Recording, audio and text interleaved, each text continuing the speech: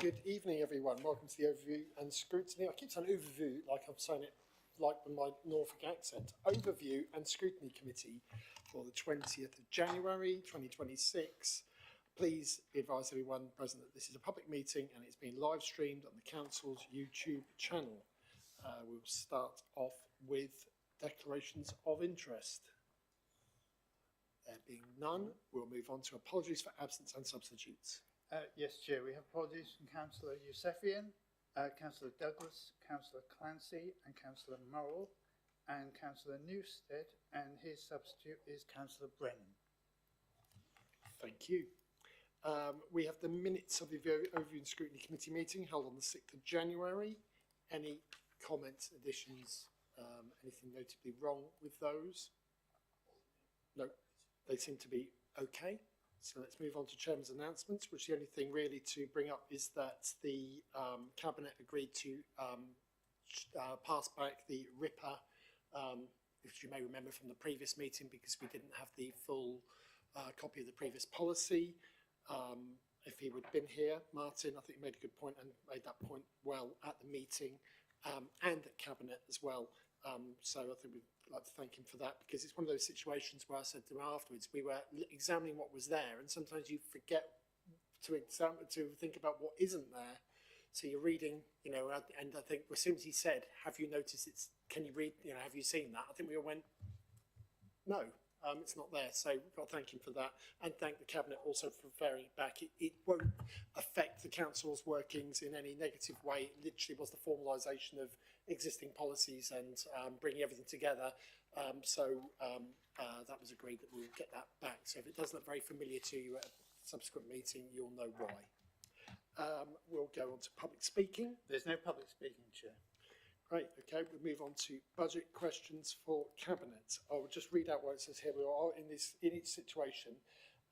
Obviously, we'll have the officer to introduce the report, it says here, but we're going to actually read each question. We've got the answer, then I will ask the Cabinet member if they would wish to comment or add further information to that. And then the committee will be asked whether they have any supplementary questions arising from the response relating to that question. Just the nature of there being 25 questions, and we had a lot of opportunities to feed in and ask new questions, and we've got probably more questions we've had in a number of years, I think, here. So we want to keep it focused rather than let it meander. So I will start off with, do you want me to start by reading each question in turn, or is Rodney does Rodney want to come up and say anything before we start? Okay, we'll go straight on to the questions then. Obviously, question one, given the likely government funding settlement... Yeah, sorry. Sorry, I think I misunderstood. I thought the process was that we weren't going to read them out aloud.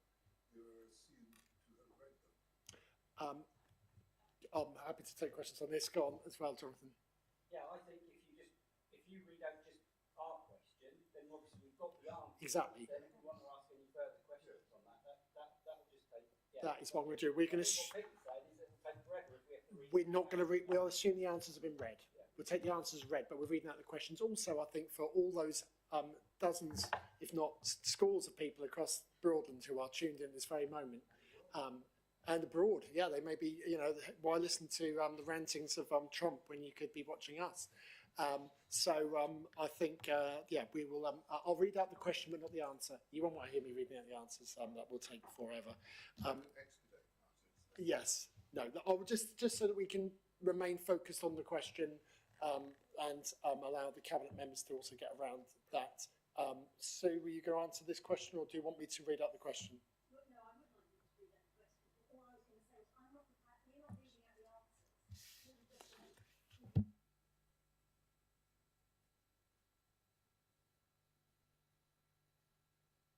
So then it's subsequent questions relating to the answer which has been written down, or you may want to add further information, or we might want to seek further information.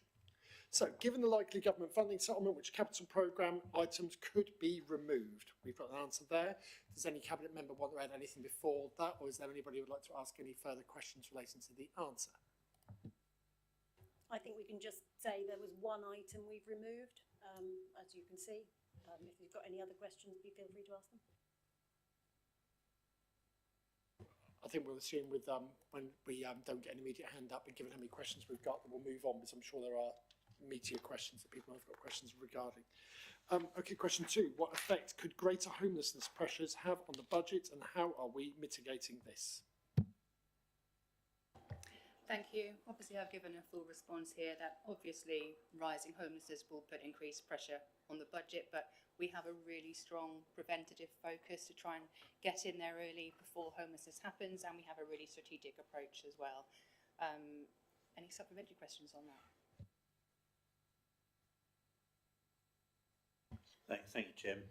I just, obviously, as these are budget questions, there are no numbers, in fact, most of the answers actually, but particularly in this, I think it's really important to actually understand what is the TA costing us, and what is the cost avoidance of the strategy. So I think it's really helpful to understand the numbers, to know if the strategy is working as we expect.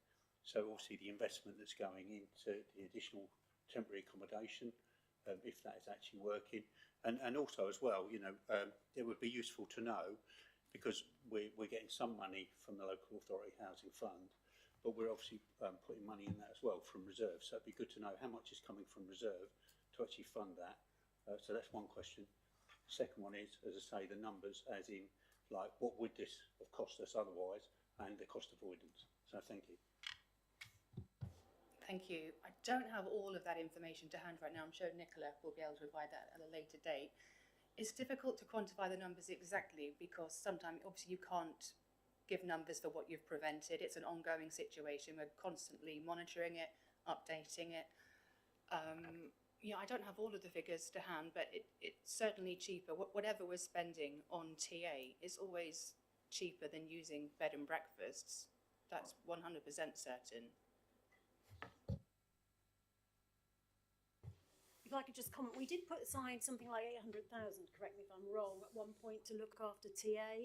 We have now got our own, so that is reducing our costs, but TA is, you know, the requirement for TA is growing. So I think what we've asked for is a review of what, you know, how much is it saving us? What if we're not saving it? I think more pertinently, what we need to be thinking about is how we are moving people into more permanent accommodation in order to be able to continue to use our temporary accommodation. We are buying some more as well. So we are using the government funding, but obviously once we get people into TA, we are also receiving revenue in terms of rent. So, you know, let's not forget that that's also helpful.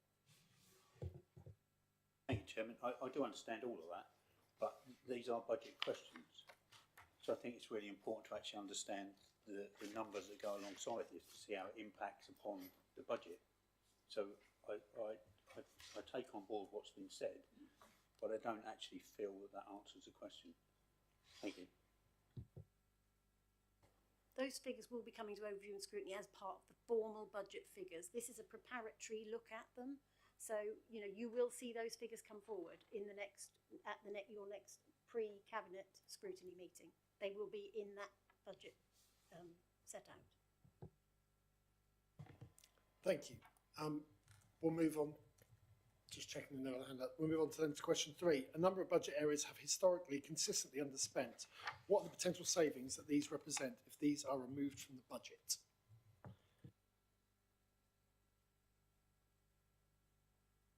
I think we can assume that the answer has been read and agreed, that everybody's not got anything subsequent to add to that. Question 4. What impact will the central government budget on the 26th of November 2025 have on Broadland District Council? And specifically, what, excuse me, will this affect Broadland District Council's ability to purchase further properties to alleviate homelessness? Thank you. I'll take that one again. The autumn budget didn't actually include specific measures to address District Council's homelessness pressures. However, the government did launch LAF 4, and we have been provisionally awarded 577,000 to purchase some more temporary accommodation. We have put in an expression of interest for that, but we haven't heard back yet. This came up in the previous question. LAF, while it is useful, it isn't actually the main driver of affordability for funding TA. It's actually, as the leader mentioned there, it's our ability to cover those costs with the rent. So it's it's a combination of lots of different things there, but we have put in that expression of interest. We're waiting to hear back, and we do have some more TA coming on board by the end of March. And at the minute we have 53 units in total, and we are adding to it all the time. Just a quick question from my point of view on that. When you say you're waiting to hear, do we have, is this one of these things where you wait and you sort of just wait for the, random date, or does it come through on a specific date? You just get the email with the information. We haven't been given the date, have we? We'll just wait to get that email, and then we'll know where we are. Thanks. You'd think with them working with councils, knowing they're setting budgets, that they'd allow you to have figures well in advance so you can set your budgets and priorities, wouldn't you? But there we go. Okay, anybody got anything else on that?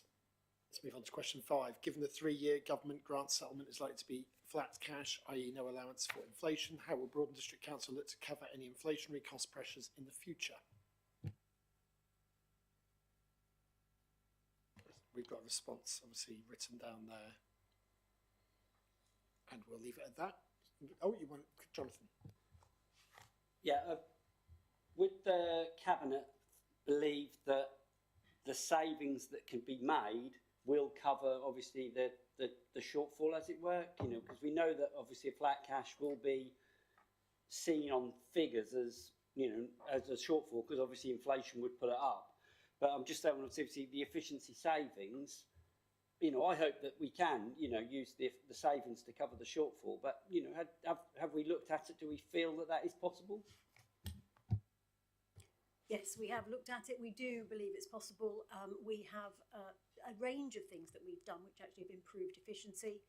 So as far as it's disappointing, I think, for a lot of councils that the government hasn't chosen to increase things by inflation, because I do think costs rising poses a problem.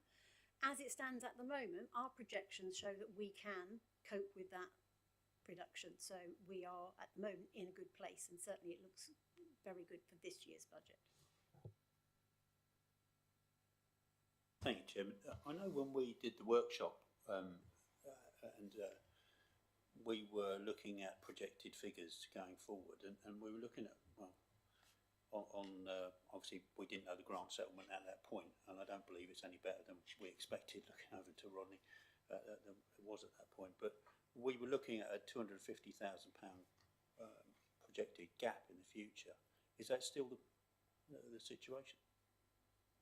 Thank you. Potentially over a number of years there may be a gap. At the moment we're looking as if we've actually covered our costs and we are getting a balanced budget. That looks doable for the next 2 or 3 years. We also have to bear in mind, of course, LGR is going to make a huge difference, and at some point that will change how the whole prospect works in any case. So as far as I'm concerned, we have looked very carefully, we've planned carefully. We've got a balanced budget this year, we're projecting, and we are going to have a balanced budget next year. We do not see any major issues.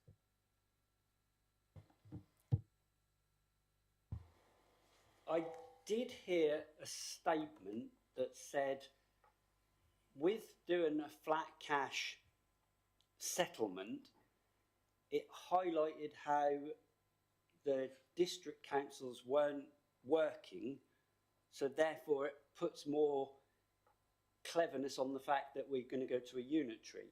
Now, that to me is, if you get a government settlement that's good, you then don't find that you're under pressure, so therefore it looks better. But I don't know if the Cabinet have heard that statement, that the reason you have a flat cash is to make it look worse than it actually is.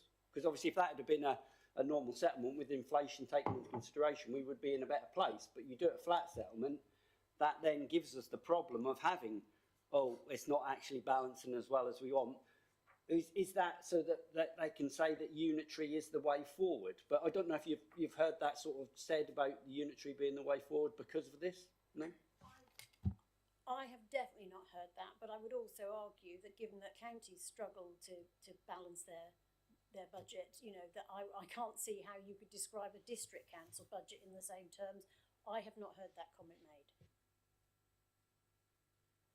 Thank you. Let's move on to number 6. Is there an opportunity to increase the advice we provide to commercial organisations to start up or expand in order to both generate income and encourage economic growth?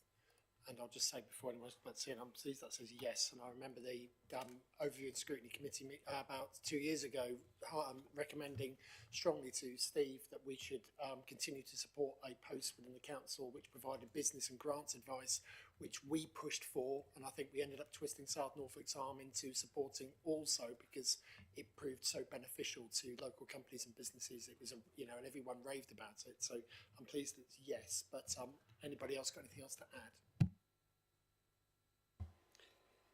Yeah, obviously the answer says that the work has been identified and included in the delivery plan, which is good. That's a positive because obviously it's in the delivery plan, so we want to do it. Maybe I can draw Cabinet's attention to the fact that we've just had an economic success panel meeting cancelled because there was no business. Now, for me, if there's things going in the delivery plan which are to do with economic growth and encouraging, economic growth, that what's going in the delivery plan on that subject should have gone through the economic success panel. So to cancel the panel last week because there was nothing for them to talk about, the fact that the delivery plan was in place could have been something that they could have talked about. But I don't know if, obviously the portfolio is not here, but I just thought, saying that, that it's been identified, it's included in the delivery plan. But if we're talking about economic growth, that would be something which we could have talked about at economic success to feed into what was being put in the delivery plan. My only response to that would be that we had an event for all councillors to attend to help put stuff into the delivery plan. That has been, any comments that were made at that have been taken forward and have been tried to incorporate into the delivery plan.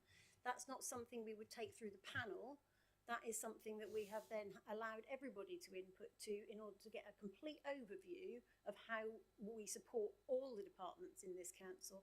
That is the point at which that was done. So the point at which we've arrived now is we have a fully fledged delivery plan, which again will be coming to Overview and Scrutiny prior to coming to Cabinet. So that is ready to come to you. Chen? Yes, if I can just say, I mean, because you mentioned, Chair, the Business Regulatory Support Hub and supporting that, and certainly that's it's mentioned in the response here.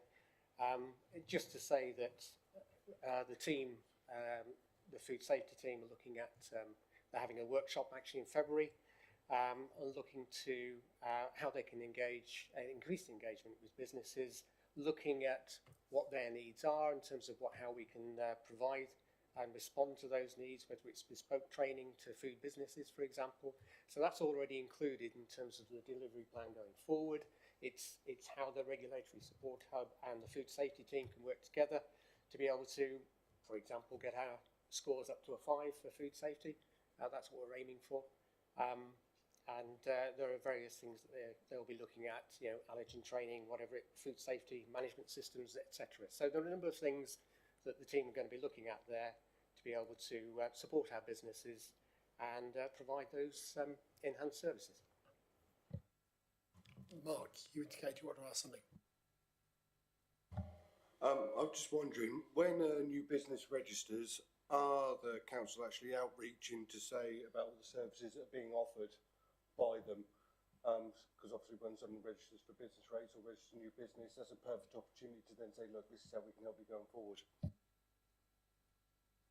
Yeah, exactly, and that's part of the role of the support hub, is to support those new startups. So exactly, so that they're not left wondering what they should be doing in terms of being able to support them, so that they're not falling, for example, to a low score in terms of food safety, that they know what they need to do to be able to achieve a safe working environment and a high score. Thank you. We'll move on to question 7. How much do we plan to spend on net zero, and what is the cost benefit of this investment? I keep pressing the button straight away before I've then finished my next sentence. Fran, sorry, do you want to answer, or does Jan want to start? Do you want, we'll do Fran. I was waiting for Jen to put his hand up, but there you go. I just wanted to ask a question, because obviously here it's saying that we're estimated to have a balance of 400,000 at the end of this financial year, which is fine. But what I don't know, and it'd be good to know, is where we started off at. I mean, did we start at 800,000, and what's been delivered for that? In the scenario I've just described, 400,000, should we say? So it'd be good to know what's actually been delivered and what is being planned in the future, because it's very woolly here about where we are and where we're looking to be in the future. So thank you.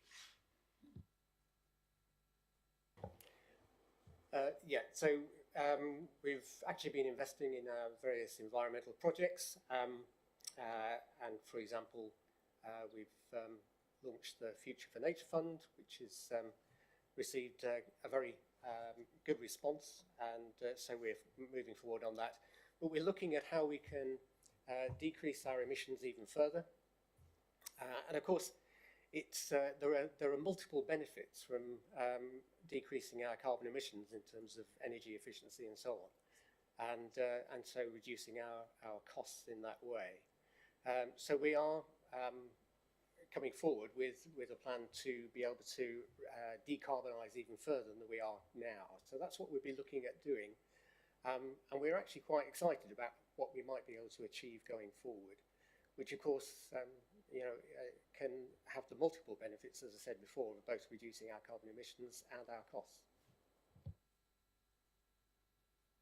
Sorry, Chairman, but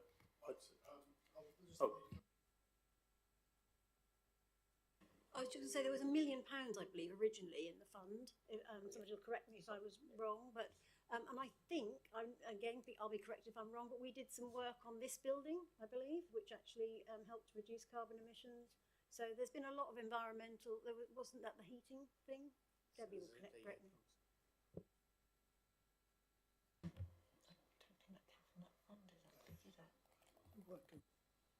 There's been a lot of work done. There was £1 million originally. We've got 400,000 left, and we will continue to be spending that on making sure that we meet our targets for the environment, regardless whether it's net zero, whatever we're doing for the environment. thank you. Yeah, so you're telling me we've spent £600,000 this year, or we're on target to do so. I mean, I know Future for Nature. I mean, it's a good project, and I know Roxham. I think 600,000 has been spent in total over the last 3-4 years, including the original budget was £1 million. That's what people say. So can we have a timescale then? Because I thought we were talking about this year. It started in yours. But the fund, the amount of money started back in your administration and has been gradually being spent over those years. We're now down to 400,000. So that's where we've got to. Some of it was spent prior to us coming into the administration. So I think what we are doing is spending the fund in the right way, as you did. We are continuing to do the same things. We are actually benefiting the environment by spending that money in the right places. And we're down to the last 400,000. But we still haven't got a figure for this year then. The figure, how much have you spent this year? That was my question. Yeah, I said at the start of this year, what was in the reserve, and where are we now? So, and I just wondered, what we managed to achieve with that money. I'll hand that over if you can to Rodney, because I don't know the exact figures. I apologise, I misunderstood your question. Right, so I believe this fund was actually set up in December 21. I had £750,000 in at that time, and at the start of the year it was £590,000 this year. So 31st of March 25, it started with that. Obviously, it may well not go down quite as far as 400,000. Depends how far projects progress, but actually we can certainly provide more details on that if required.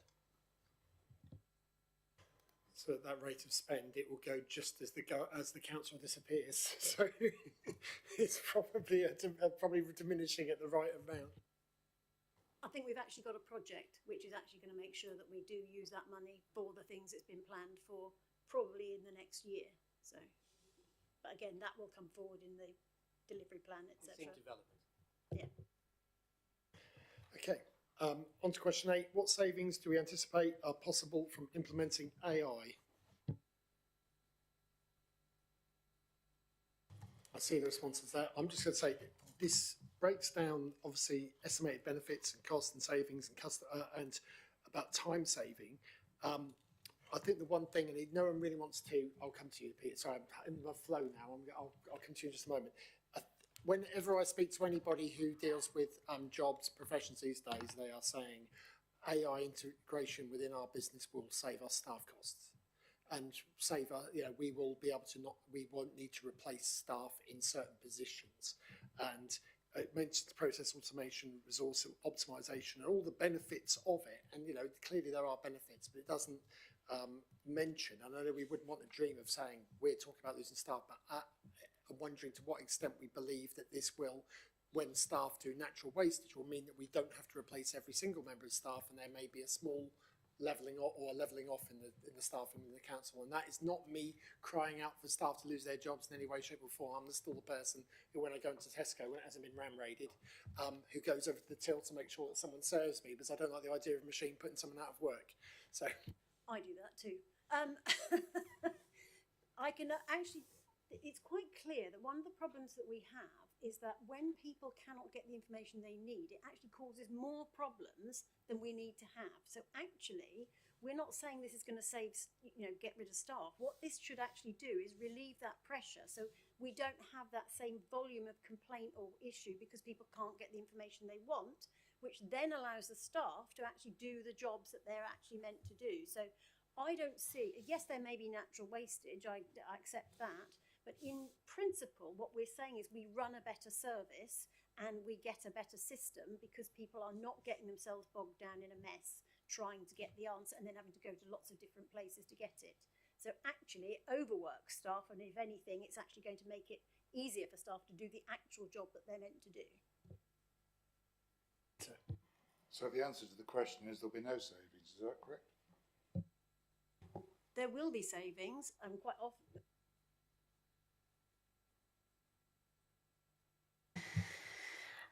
So there's two aspects to it. There's either it slows the rate in which you employ people to do the job, so it's not just about reducing your headcount, it prevents you having to employ more people as demand grows, so it keeps, instead of your trajectory going like that in terms of your staff costs, it may take a slower trajectory, or it may even stay the same. So I think it's not just about the direct reduction of the staff costs, it's the prevention of the speed of which you may have to employ people if you did nothing. If I were to go into the private sector, I'm sure most of the companies that are moving towards AI are very clearly looking for savings to improve efficiency and improve cost effectiveness. So I just wonder why the council thinks that it's different. So under the budget questions, if you take a look at the different scenarios that are pointed out within there, you've got customer service virtual agents, so that's our pilot project, and that says this is about a direct reduction in FTE equivalent savings. So yes, one part of it is reduction in headcount, as set out in the answer to that question. I think the second aspect, which is around the RPA, that's about reducing the rate in which you may have to employ people to do those administrative tasks, because you've created that capacity within your existing workforce. So we absolutely are following the same industry standards in reduction of benefits and cost of staff alongside productivity gains. I hope we're not going to rely excessively on chatbots. My own personal experience of those is they're a nightmare. And all they serve to do is to cause me to ask more questions to try and find the people who can actually answer the question. I absolutely agree with you. I've been round and round in circles so many times, and that is why one thing we've absolutely committed to is there will always be an opportunity for residents to speak to somebody, to actually speak to a real person. You do not have to rely on your chatbots. For some people, it'll be great because you can do it at midnight if you want to. But for a lot of people who actually want to speak to somebody, that option will still be there, because I totally agree with you, Peter. It's a menace sometimes. Well, let's end on that agreement, shall we? Question 9. What are the plans to spend the Broadland Growth Reserve monies? And obviously we've got the simple answer to that. Anybody got any further comments they want to make? Any answer to the question? Fran? Yeah, I mean, that's like an answer to the question, really. It isn't actually an answer to the question. So it'd be really good to know if there are any plans. Thank you. Is there anything that someone can tell us without, obviously it may be that there's confidentiality matters that you can't, but is there anything that are we able to say, oh, we have got plans, or you wait with bated breath until June, we've got something big coming, I don't know, what can be added to that? Well, we regularly look at things to see what we can do, and to be honest with you, at the moment, we have not found anything that would work out as viable. So one of the issues you've got is if you want to do any building, for example, you're going to have to borrow money. At this particular time, that's not a goer. I think one of the other things we have to be really careful about is that we do have LGR coming up. So at that point, what can we do with this reserve, which will actually produce something for Broadland residents now in the next couple of years. And I think that's the most key point, and that's what we're looking for, is something, a project or something that we can do that we will develop with that money that will actually be of benefit to Broadland residents before we no longer exist. Jonathan? Just off the top of anybody's head, was that 7 million in the Broadland Reserve, or is that now, because we bought the properties, that's less than that now, isn't it? But what is it now? Because it's about, I know the properties came out of that, but just a rough figure. All look at Rob. The rough estimate is 5 million. Thank you. Okay, let's move on to question 10. Are there any areas where our fees are not fully, do not fully recover our costs? And thus, are there any areas where we could consider raising fees? Can the response include information on garden waste fees? I know we've obviously spent a lot of time in ONS looking at fees, policies and things, and there has been a few changes in the last few months to increase the cover the costs, which seems to have been explained here. But has anybody got anything? Ask Jan. I can comment on, because there was a specific reference to garden waste fees. I mean, we're recovering our costs, but of course our costs go up, and so our garden waste fees go up in line with inflation as well as our costs as well. So that's how we're covering our costs. Thank you, Tim. Are there any other areas, such as, I mean, HMOs has multiple occupation. Couldn't even get that out, but there we go. But HMOs, I know when we set the fees before, we didn't set them as high as we could have done. And I just wondered if areas like that could be or should be revisited, really. Thank you. They will all be under the review. We are currently reviewing our housing strategy as well, which will include rents. Some of this is subject as well to, what's the word I'm thinking of? We talked about it earlier in our portfolio catch-up, didn't we? Renters. Oh. Yes. Yes, sorry, can you put it on the mic so we can hear it? Thank you. Rents that we charge are subject to the Regulatory Social Housing Rent Standard, which sets out our approach to how we can increase rents for temporary accommodation, but also service charges have to be cost recovery. Chairman, I didn't ask about rents at all. I asked for the charges that we have for regulation regarding HMOs. So as HMOs, I wasn't asking about rents at all. Thank you.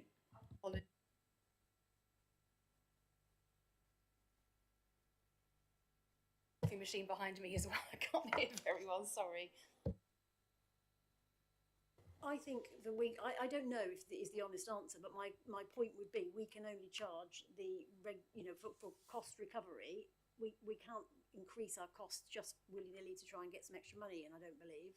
But I will check that out and make sure that we are doing the right thing. If that were an option, then I'm sure somebody would have considered it. But as far, I'm not aware that we are actually entitled to do that.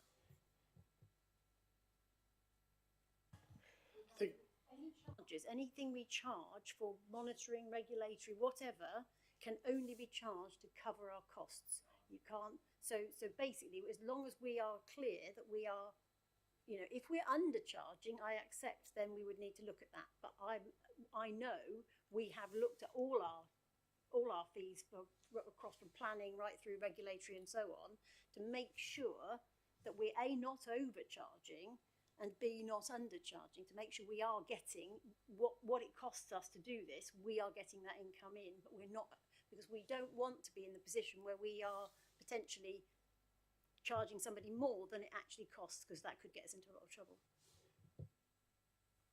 Chairman, I do understand that. I do understand it completely. I just know that when we set the fees here at Broadland a few years ago, they were significantly less than South Norfolk. And we did exactly the same exercise, but it was decided politically to charge less than we could have charged. So I'm just saying, within the context of this question, there are areas such as HMOs, which I believe we could revisit. Thank you. Lee said you'll look at that, so Look at it, yeah. thank you. We've been pretty good at we've looked at a lot of charges recently, haven't we, for a whole range of policies across the council. So, I mean, I have to sort of praise the officers for bringing them to us regularly for us to scrutinise and update. So I think we're pretty good. But if there's anything we've missed where there's potentially some savings for the council on the costs, because it isn't about making a profit, like you say, it's about just covering our costs. So if it's a cost, it may be possible. We'll move on to number 11, with local government reorganisation potentially coming into effect in Norfolk in April 28. Are there any new legacy projects being looked at for inclusion in the budget? I think that might be my question when I came to the meeting, but I think a few others agreed. So I'd be interested to hear. I know you mentioned, you've hinted at this, that there are something we're looking at, but you weren't able to give us anything specific, but I'll hand over. Yeah, there are a couple that we're looking at. I don't think we've got too far. We've got some in the delivery plan. I don't want to preempt that, but there are, you know, we are continually looking at things that we could make as legacy projects. I think the biggest one clearly is the country park, which I think, you know, that started under the previous administration. We've carried that on and put, you know, getting the visitor centre finished, which we hope should be completed this year. There are other aspects of potential for more green spaces, and there are a range of things that we are looking at to see what we could potentially do. Some are in this delivery plan, some are projected potentially for the following year. Thank you. Has anybody else got anything they'd like to ask? Thank you. I'm pleased. Yeah, I think I think Broadland residents will expect the money which this council has studiously looked after to not be handed over to another authority to be spent on perhaps their black holes. So I think anything which we can find that we can spend that people have contributed towards would be very welcomed. Question 12. With local government reorganisation potentially coming into it's the same. It asks a different version of the question. Sorry, coming into effect in Norfolk on April 28. Are there any Section 106 monies that have time-limited clauses that the council needs to be mindful of over the next few years? And I think it's clear enough. I know they're very good about monitoring these things. They've been in touch with parishes, and my own parishes at some point have been informed when they've got a year to go or 18 months to go and that they need to be thinking about spending some money. So I'm sure they're on that as well. Okay, question 13. Is there any potential to increase commercial waste collections to generate income or profit? I think the answer there is fairly self-explanatory, but just to add to that, we actually have a Veolia contract board meeting with Veolia tomorrow, and this is on the agenda, so we're exploring the possibilities. That's all I can say at the present time, exploring the possibility of commercial waste collection.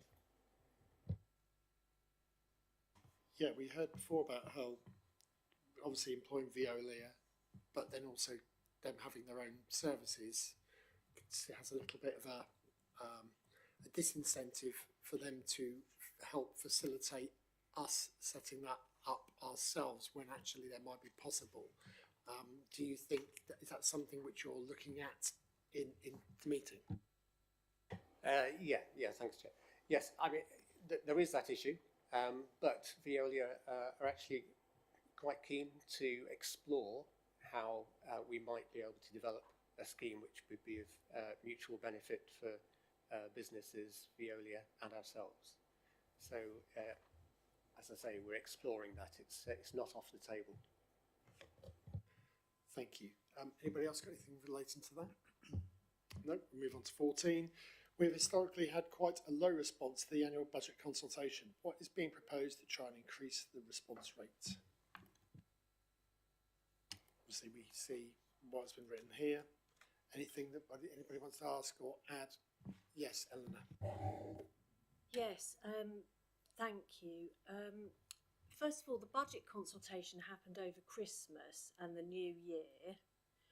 I feel that we should, as councillors, have all been informed of the launch of this consultation directly. I think I didn't get an email into my inbox to say that the council was now launching this consultation. In relation to that, I would actually ask if it might be possible when the council launches consultations with residents, whether we could all receive an email to let us know. So, for example, we do run quite a range of consultations. We've done quite a few planning consultations. We have this consultation. We have lots of others that go to residents on various policies and papers that we put out. And yet we don't get direct emails letting us know when it has been launched and when the final date is. So that was the first point I just wondered if I could raise. The next thing is that the consultation was, I know it's difficult with the timing, but being over Christmas and New Year, I was well aware that when I was doing my reports for the 4 parish councils that I have in my ward, that none of them met during that time period, because a lot of them don't meet in January. They often don't have a meeting in January because not so much has gone on over Christmas and New Year. And this consultation came out on the 15th of December. So by the time I was aware that it had come out, their meetings had all been over, their meetings that they would normally have in the pre-Christmas period. So I would suspect we may well have quite a low response again to this consultation, which would be disappointing. It is the parish and town councils that often are very good at promoting what we do, and if they don't know what's happening, there's not a great deal of promotion going on. And if we don't know either, we're not able to promote it. Now, what I don't know is whether parish and town councils directly got an email and we didn't. So that there's quite a lot of questions I have about the communications between the council and what it's doing and us as councillors. So that's my first question on it. Thank you. Let's get a response relating to. Sorry. Get a response relating to the points that Eleanor's made. Just sort of say, do we feel that there's any scope for tightening this up or widening it? Okay, so I am surprised because I thought we always emailed all councillors to say when there was a consultation being launched. We usually have a paper that goes out and has to come through Cabinet anyway, but usually, and I have received emails to say a consultation's been launched, so I'm not quite sure why we're not sending them to all councillors. I absolutely agree that is I would support that, so I would suggest that I will take that back and make sure that in future, when we launch a consultation, all councillors receive an email. I genuinely thought we all did anyway. I will say that I have given this, I do let my parish councils know. I generally go through all the news on the website just in case I've missed anything, just to make sure that I do inform my councils of everything that's coming forward. So that's generally where I pick stuff up as well. And I have to say, nobody ever seems particularly interested in responding to the consultations, even though I mentioned them. But I do agree that we should all be informed, and I will take that away, Eleanor. Sorry, I'll let Eleanor come back on that, and then I can see Charlotte. Yeah, thank you. That would be really helpful. It would also have been helpful to have actually had it trailed, so if the district council knew that this was going to be published on the website on the 15th of December, it would have been helpful for us to have known actually in advance of that, so that we again could be prepared and ready to publicise it. Thank you. Fair enough. I think, you know, if it might well be that we should say that a week or 2 weeks before a publication, a consultation is launched, all councillors receive an email to say that is the case and give the date of launch. I would absolutely accept that. I've no problem with that at all. Regarding the timing, though, I do think with the budget, there's your problem. We do have to do it over that, and I think we've always done it in the same time frame. I don't think there's ever been any change there, but correct me if I'm wrong, but I think that's where it's always at. Caroline. I'm almost certain my parish council got an email about this. It was on the council Facebook page, and it's up to every councillor in the council to look at the Facebook page and share it with their local community Facebook pages, which I did. So I don't know why no one knew about it, to be honest.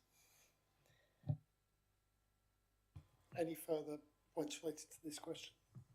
Let's move on then to question 15. Some Norfolk councils have increased council tax on second homes. Last year, Cabinet indicated that there was no intention at this time to increase council tax on second homes. Is this still the case? And we have a simple response there. Anybody got any further questions relating to this? I think it might be interesting at some point to find out what proportion of houses in Broadland are second homes and to see whether that is increasing, because I can remember when being on Norfolk District Council in 2003, we had a by-election in Astley Ward, which included Hindle Veston, and at that point Hindle Veston had something like 240 houses, and we went to canvass and there was only 150 houses that we could actually canvass. So that meant about a third of the houses were second homes even at that point. And then a few years later it was involved in the by-election there and it was less than half. So we could see this massive growth in quite little cottages and houses being bought up and villages being turned into those sorts of communities, and there may come a point where this may need to be considered. Well, I can say that we did do some research and we do have figures that tell us which houses are second homes. We do not have many, to be honest with you. I do know it's a massive problem in North Norfolk. It's a massive problem in Yarmouth and Kings Lynn and West Norfolk. Broadland, it isn't. And in fact, when we did the calculations, it would have cost us more to monitor it than it would for us to get the money in, added to which we have to negotiate what part of it we can have from the county. So we don't even get all of it. So, you know, the fact is that when you impose this, people turn it into a business, and the people who can afford it, yes, they will just pay. I accept that. But monitoring them would be so, you know, more expensive than actually not charging them. And it wasn't viable, frankly. It wouldn't have made us any money. So Broadland did not have many second homes at all. Similar to the situation regarding car park. It would cost us more to charge fees and to enforce it than it would be to actually just do what we do. Thank you. Let's move on to question 16. Long-term empty homes represent underutilised housing. What plans are in place to encourage long-term empty homes to be brought back into use? And then we've got a breakdown of the empty homes and quite a detailed explanation going on. So there may be some questions relating to this or further explanation needed. Let's ask if there's any questions regarding this. No, got a very thorough answer. I do love charts and data, I have to say. Anything like that I get very interested in. Natasha. If I could just add one small point. When we do go down the road of enforcement, which is a last resort, it is such a lengthy process. Just to highlight the fact, we've been through 2 ADs since the start of one of them. That's how long it takes. It is a last resort. We do have other mitigations, as you can see from the expansive response there, but it takes a long time. It's not a quick fix. I know some people think you can just, compulsory purchase it. You can't just do that. It takes us 2 ADs. Being very mindful of confidentiality here as well. Thank you. I think it'd be interesting. I've certainly seen cases where there are houses which have been developed or had work done to them, which appear to be empty for some period of time. And in some cases, my concern is that someone is claiming to live there, because if you claim to live there for 12 months, you don't pay capital gains tax. And these properties sit there empty for, so I can think of a property that has been empty for 2.5 years, and it's now suddenly lived in, but it's 2.5 years of being empty and deteriorating, and people asking me what's going on with that, and I go, I don't know, but it's sat there empty all that time. You can tell it's been deteriorating. So, and it just seems, yeah, I don't know how we deal with that, because I don't know how we can, we can't have an enforcement team to go around dealing with it. So I think it's a massive problem, but one that's not easily solvable, unfortunately. Let's move on to question 17. The council has been successful in developing a market for nutrient credits via NEC. Are there any similar plans to develop solutions for biodiversity?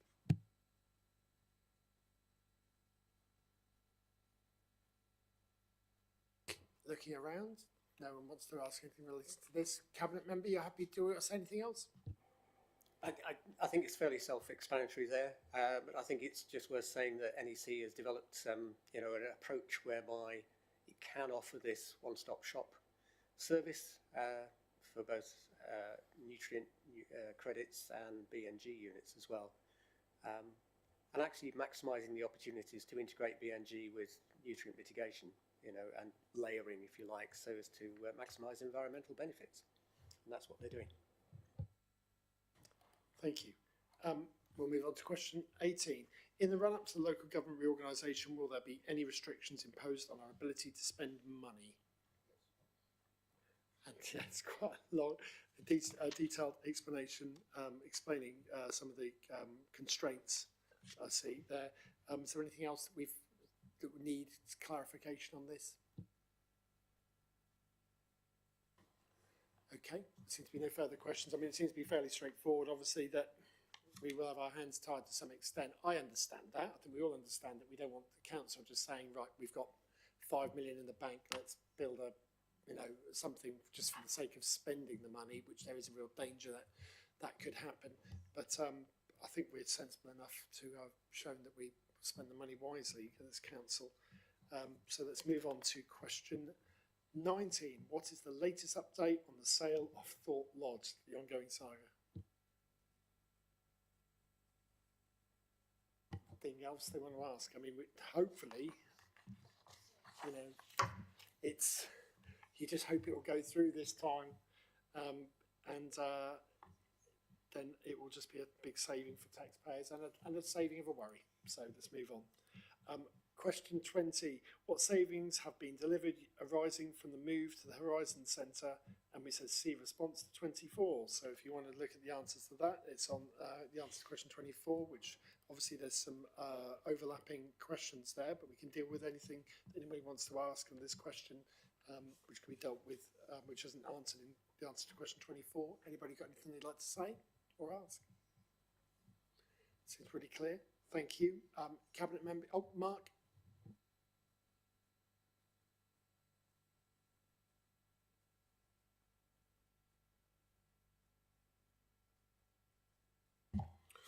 On 24, on the second paragraph, 1 to 3, fourth line down, when the space has been fully let, should be let. Thank you. Okay, we'll go on to question 21. Additional questions raised at ONS on the 2nd of December. Well, I know we had chipped in a few more, which I know was like, there's a few people staring at us when we were adding questions, but they should be worthwhile. What measures is the administration? What measures are the administration? We're getting typo mode here, aren't we? What measures are the administration taking to ensure that there is no council tax increase next year? And there was obviously a detailed, an explanation. I won't say detail because it's not been broken down penny by penny, but it's understandable. Is there anything that Peter, you'd like to say to me? Well, since it was my question, I think I ought to have a follow-up. I mean, that doesn't really answer the question for me, I'm afraid. Obviously, you're going to move towards a balanced budget, but that's required by law. So that doesn't tell me anything about whether or not planned increases to the council tax are planned or not. So I would like to register disappointment in the answer to this question. Does anybody want to add anything?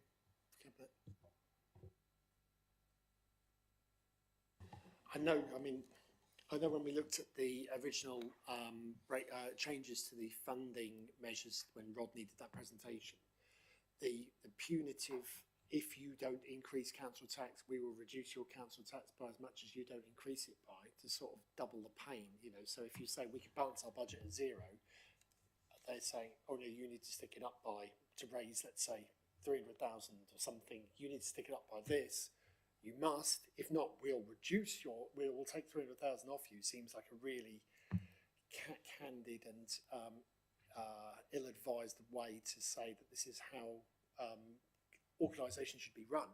Not from our point of view, but from top down, from the budget or the money we're being given by central government. It seems to be that it doesn't seem very fair. You know, it's almost like saying if you don't. If you don't balance your household budget, or if you don't start spending more on food because of the savings you've made, we're therefore going to reduce the amount of money you're allowed to spend on food at your house. You'd go, well, that doesn't seem right. So I do think it's it's a shame, because I believe that we were looking in an incredibly strong position financially 6 months ago. So, Jonathan.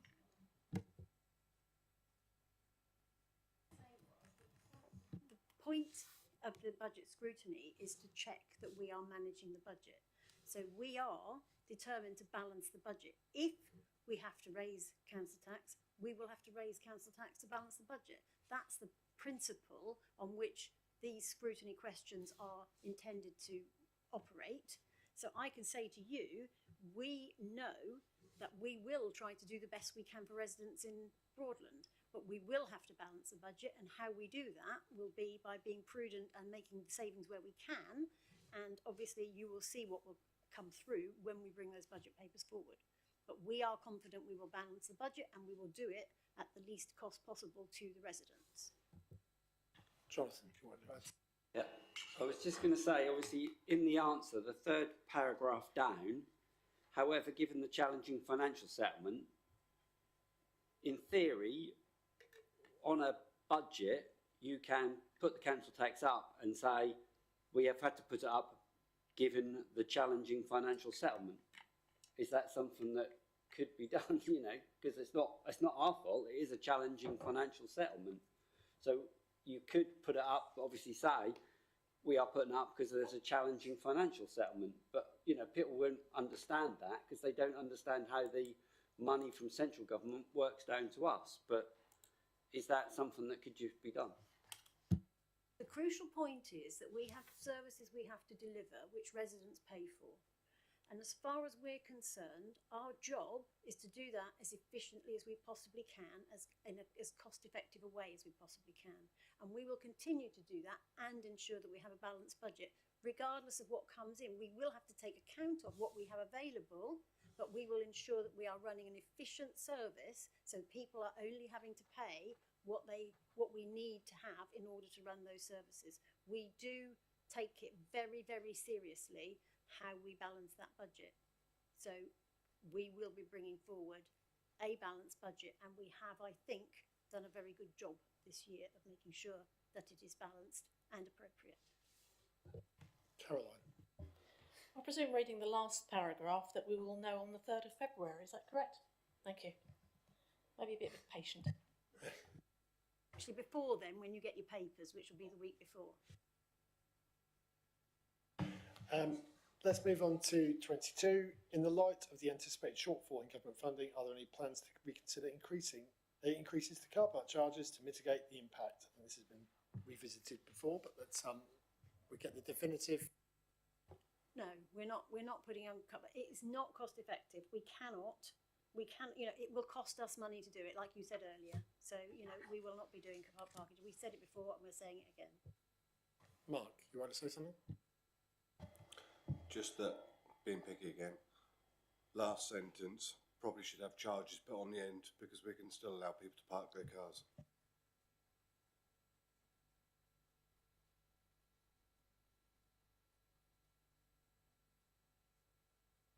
I don't want it to look like the council has abolished parking or has no plans to allow anyone to ever park anywhere. Let's move on to 23. With the government ending new burdens funding for food waste collection, how is the Cabinet looking to fund this vital service to ensure it can continue?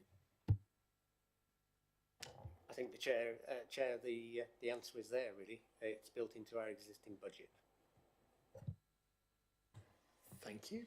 And question 24, what savings have been achieved through, we've more or less dealt with this, but unless this brings up any other aspects which we haven't dealt with elsewhere, what savings have been achieved through the move to the Horizon Centre, and is the Council fully utilising available rental space to maximise future savings? We've got an explanation of some of the income we're getting now, and hopefully we might find out if there's anything else in the offing.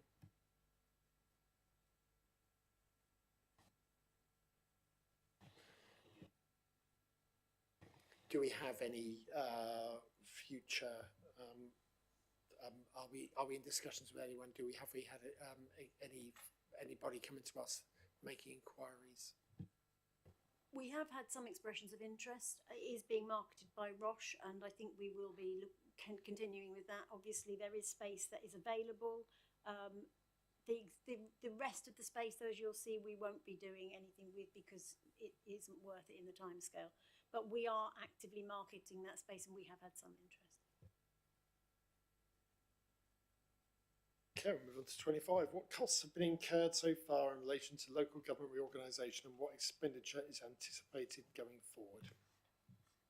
Got some explanation of the numbers there, which I would imagine are, rising by the month. Anybody got any questions regarding these, Jonathan? The report that we contributed to, I got the feeling that all that was really asked was, can you do a report that says that 3 unitary is best? And obviously that then cost us 64,000 to do it. If the Cabinet thought that was the best idea, you wouldn't need to spend the money on the report. I think you'll find the report went into a lot of detail. There's a lot of work went on to check what we have to prove is that those councils will be financially viable. And to do that, we had a lot of data went into that, and financial data as well as demographic data, including age and need and all sorts of things. And it didn't just take account of ours. We worked with county council employees who then talked to us about costs for other services via the county. So there was a lot of work that went on. We could not just have gone, oh yes, this is the best one. That data was processed at great depth and actually had to produce a proper full business case as far as we could take it. And that will have to be developed on in the future anyway, depending on which option the government chooses. But we couldn't have just written a rough idea of why we think this one would be the best.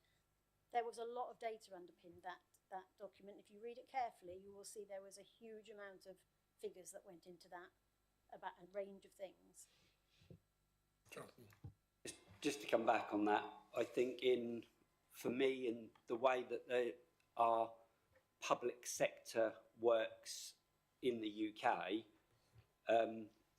when you talk about public inquiries, where it's the lawyers that make the most money out of public inquiries, I just see that this local government reorganisation, it's the consultants that make the most money out of local government reorganisation, on the grounds that the county council also had their consultants, and they spent hundreds of thousands on their consultants, and their consultants came up with a 1 unitary plan. So I think for me, it's the consultants are making the money out of giving the answers to the councils that they want. So I just feel that that is how local, how public sector works.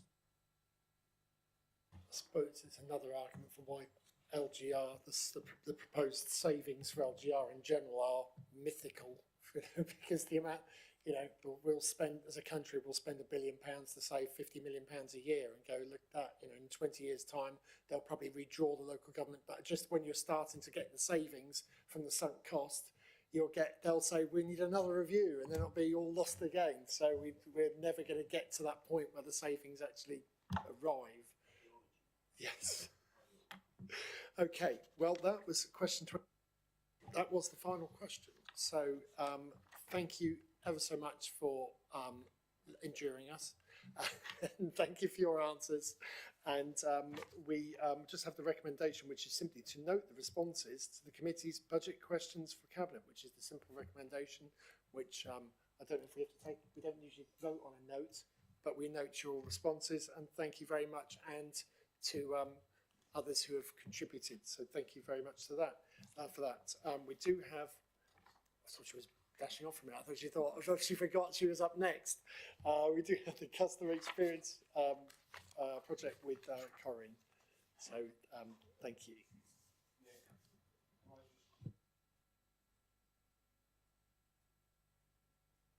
Thank you.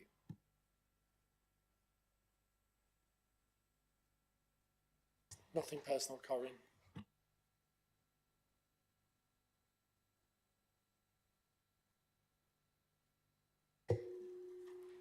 Thank you, Chair. So the purpose of the report is to provide you an update on the progress of the customer experience project based on delivery. So the position in the report was the position known of the project in December. The report outlines a green rating for resource and budget and an amber rating for the time control. The amber rating in December was related to finalising the effort required to deliver My Account functionality and some outstanding estimates that were required from the supplier in order to estimate the timeline that you have in your report.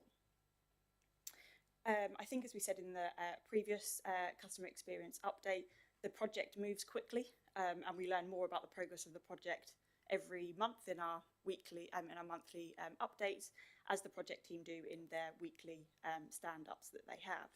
So what I will do today is talk to the latest position of the project. Some of that may have shifted from what is in your report, but I think it's important to give you the latest update. So in terms of the latest position of the delivery of the customer experience platform, the resource and budget remains green, but we have now revised the timeline and the time control. So you will now see that that amber rating for time has been updated to a red rating. That is with a known position that the anticipated go-live date of March will not be met, with a revised go-live date of June based on a rebaselining of that timeline. The original business case set out a 2-year implementation timeframe. We are still well within that 2-year period, so we are working within the first year, even when considering that new go-live date of June, so a 3-month delay. We have explored a number of options with the supplier to mitigate the length of that 3-month delay, and agreed that the supplier will deliver additional work for us that was originally work that the council would have delivered.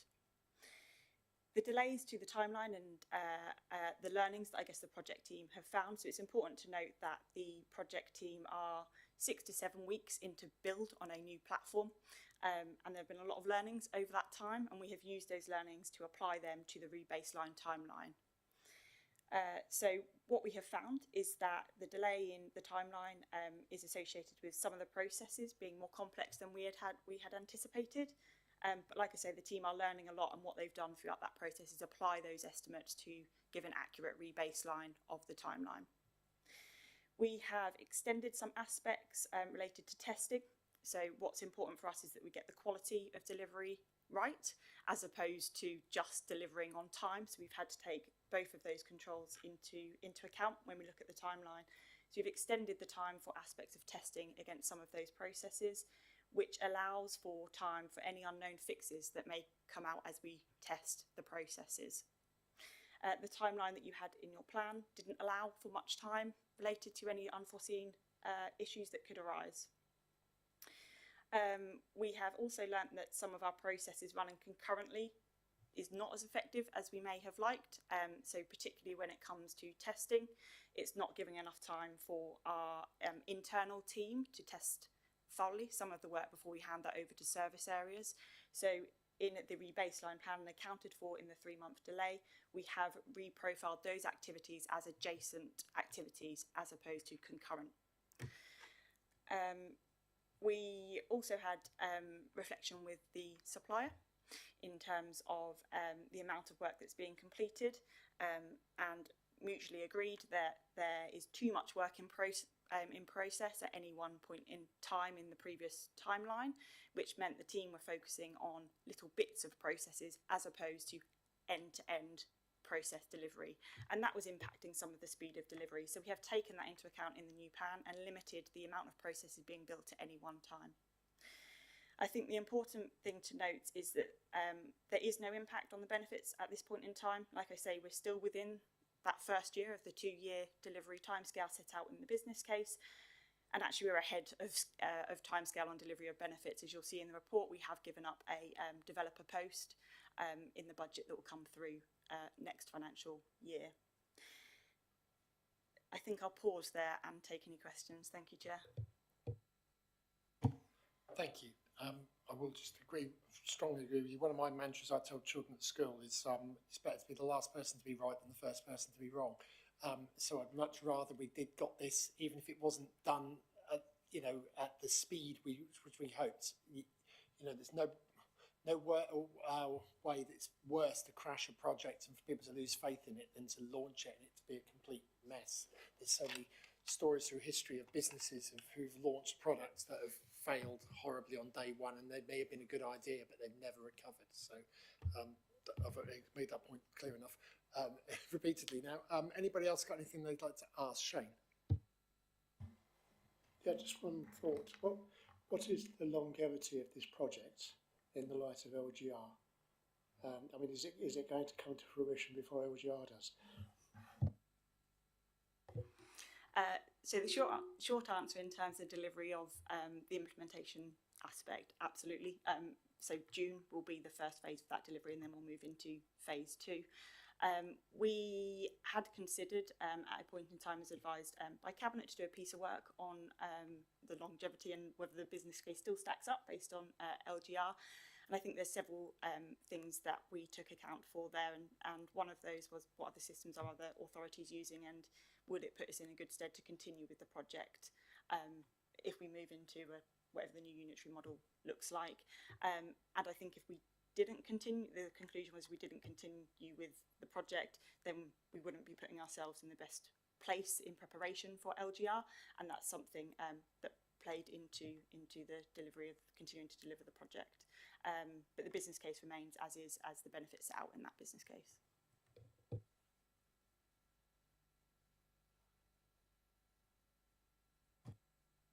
I'm in danger of moving into areas that I know very little about, but Paul Newstead was obviously our expert on these matters, and he asked me to ask a whole series of questions, some of which I now have the answer to, because I understand although the project was rated green, that is not the case now. Is that the case?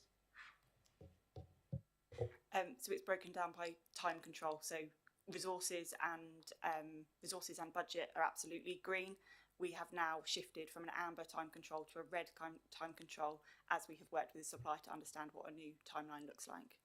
So the question he asked is that there was an underspend on the budget, but actually that is not because work is actually on schedule. Work is actually behind schedule. Am I correct in understanding that?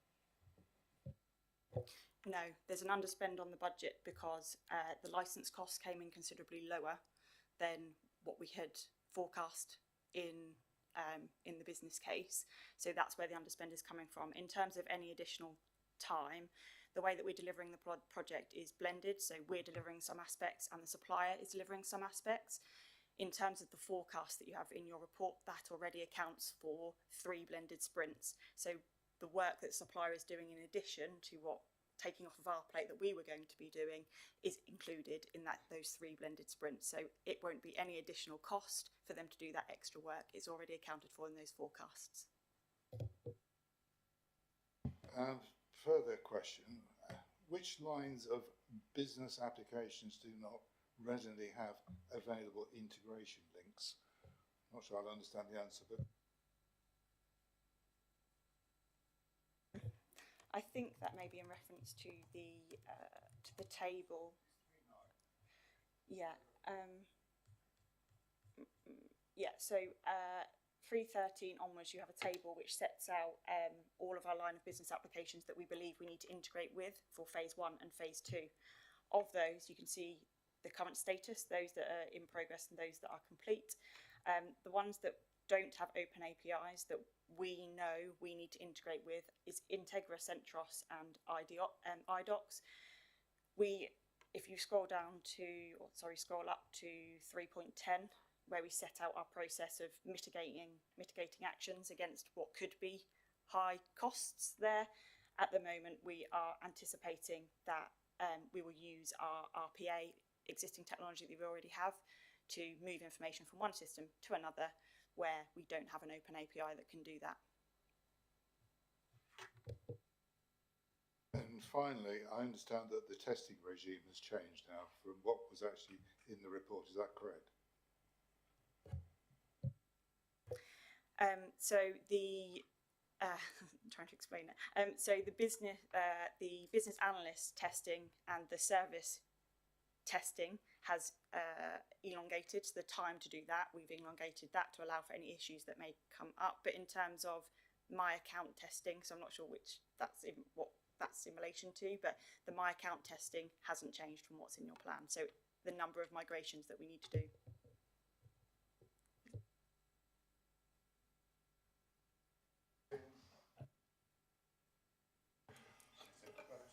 I think, Peter, next time you read someone, I know, and Paul's been brilliant on this, I know, throughout this, so this isn't a Chris effect. Next time you read Paul's questions, you need to read it with more conviction, so it makes you sound like the biggest expert in the room.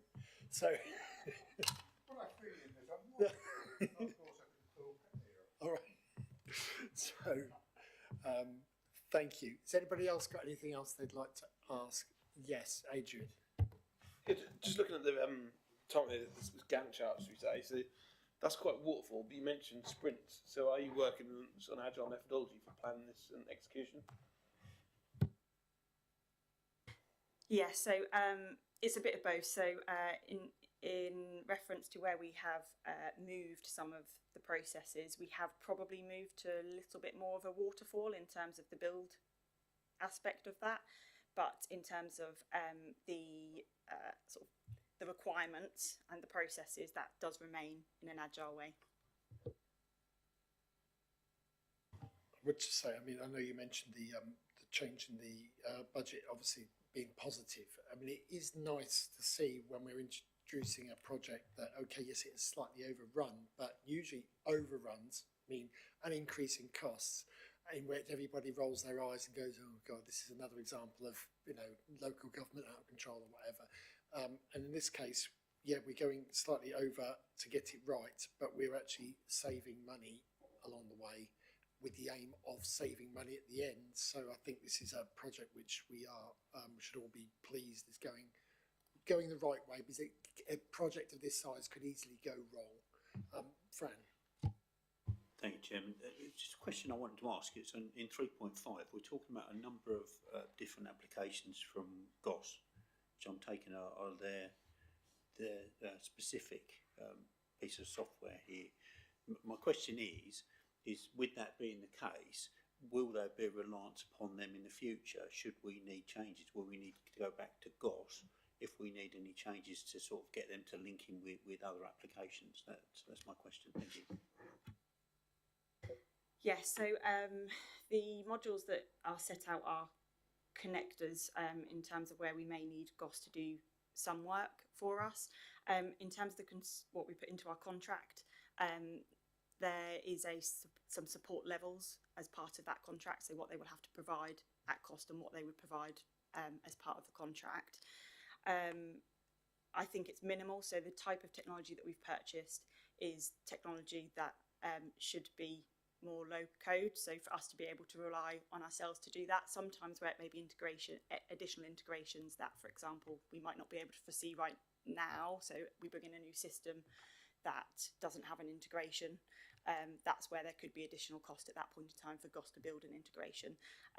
What the technology allows us to do is if another council has already built that, for example, they will share that with us. But if another council hasn't built that and there's no knowledge base on that, that's where you would pay to have that built. Yeah, that's really good. Thank you. It just, obviously we don't know what staff we'll have in the future, but we're confident that we'll have the people who can do the coding, and or we can get them fairly easily. Because I mean, I used to long distant past work in IT recruitment. I know there are certain sort of application software coding which is like hen's teeth, these people, you know. So we're not going to be in a situation like that. This is pretty much standard software coding that we can get some fairly easy. So that's my question, really. Thank you. Yeah, yes, absolutely. There's sort of almost two levels. You've got your developers that will do that more in-depth coding behind the scenes, and then there's always options where you may buy somebody in for a few days to do a bit of specialist work. What we don't have is resource that's sitting there waiting to do that development work. The resource is accounted for, so we always have to take, you know, when we cost projects, we always have to take that into account in terms of, are we going to need some additional resource to do some more work? So it'll have to be on a more of a project by project basis and a case by case basis. But in terms of what we've procured here, we've got the developers in-house to be able to do that.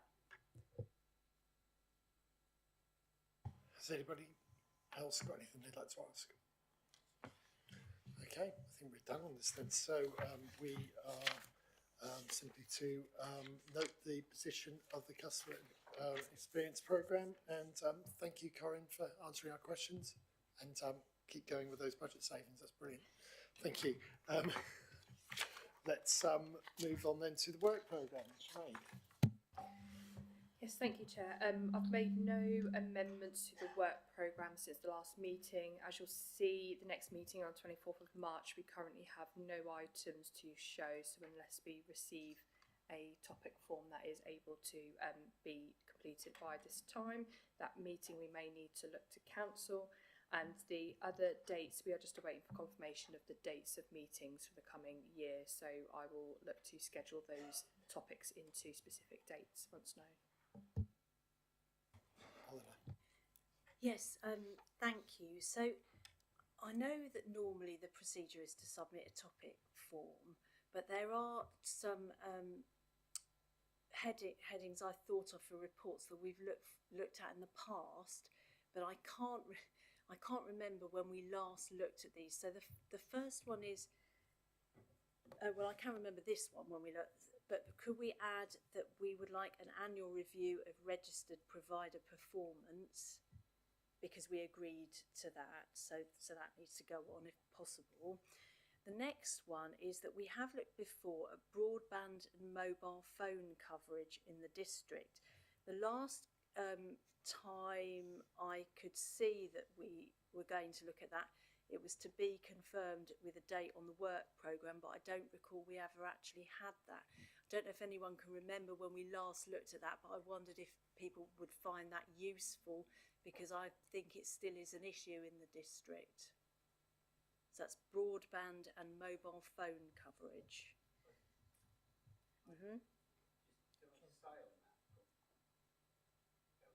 Yeah, oh sorry, yeah. We used to have a member of staff that was our person. I think she has now left and gone to a different council. So I don't know if the project, you know, if our, because I know there was a lot of work with county about it, but we had a specific person in Broadland, but I don't know if they then left and that's been not replaced. But that would be something interesting to look at to see, because I think it has been a while. Sue's indicating she wants to speak. Definitely came here once before, and I believe the portfolio holder for, I think it was economic growth, came, and there was work being done, so somebody from county came as well.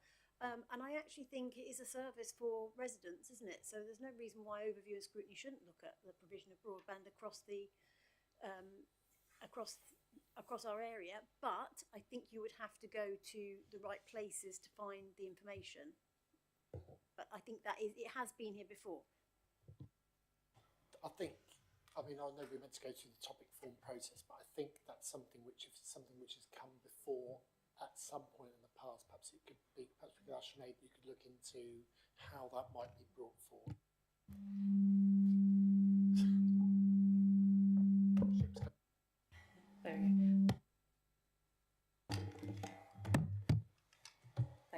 I'm happy to take that one away and review that with officers and the portfolio holder. I just need to be clear to officers on what the expectations are of a paper coming forward, hence why I do prefer members to submit topic forms, because then we can be clear in terms of what we're asking officers to do. But because this has been before, I'm happy to go away and have a look at that. And you're right, registered provider performance is an annual report that is on there. I just haven't added that one yet, so I will add that. And of course, we'll look at the RIPA thing when it to the next pre-cabinets. That's pre-cabinet, Yeah. yes. Thank you, Eleanor. Yeah, thank you very much. So the last date that I could see a further review was done on broadband and mobile phone coverage, if it's of any help, was on the 6th of September 2022. So we might have had one since, but it was on the work programme for 22-23, but it was for a date to be confirmed, and I don't think we got a date. The next topic that I wondered about that we've had a report before on is feedback on the health and wellbeing partnership.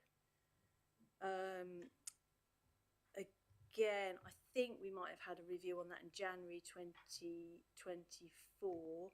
We did have one done in the 11th of April 2023. I just felt it would be helpful maybe for us to have a look at that, just to see, because we were looking at whether we were using the funding effectively. So I think we felt at the time it was worth having a look at that in terms of overview and scrutiny. I believe they are currently looking to refresh the strategy, so it may be that I can speak to officers about the best time to bring reviews. We want to make sure that that comes at a time in the future where there's been enough time passed for the strategy to have come into effect. So again, I'm happy to take that one away because it's come to this committee before, just to work through the best timings for that. Yes, thank you. So I think we adopted the Broadland Health and Wellbeing Strategy at Main Council on the 25th of May 2023. So we may be due a review, as you said. So I guess it would be good to have that in line perhaps with the review of the health and wellbeing partnership activities. And the other thing that we did bring up at ONS, I think some time ago now, was we endorse mental health in particular as a topic that we'd like to investigate further. So we have been doing the projects on the, the Mindful Villages project. So it would be good maybe to have a review of how all that is going as well in conjunction with that, and do it all as a health related subject.